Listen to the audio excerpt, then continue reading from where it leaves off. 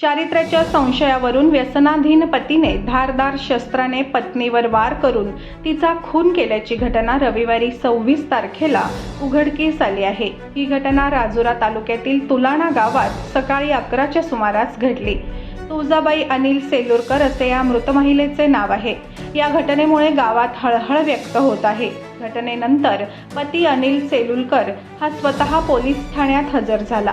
राजुरा तालुक्यातील तुलाणा येथील अनिल सेलुरकर हा टेलरिंगचा व्यवसाय करतो। दारूच्या व्यसनाच्या आहारी गेलेला अनिल आपल्या पत्नीच्या चारित्र्यावर संशय घ्यायचा, त्यामुळे दोघांमध्ये नेहमी भांडणे व्हायची। रविवारी सकाळी तुळजाबाई ही महिला गावातील काही महिलांसोबत तेंदूपत्ता तोडण्यासाठी जंगलात गेली होती। तेंदूपत्ता घेऊन घरी येत असताना संशयखोर अनिलने गावाशेजारी तिला गाठले व तिच्यावर धारदार शस्त्राने हल्ला केला।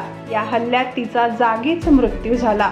यावेळी गावातील एक महिला तिच्यासोबत होती। त्यानंतर पतीने त्या महिलेलाही मारण्याचा प्रयत्न केला, मात्र ती गावात पळत सुटल्यामुळे तिचा जीव वाचला।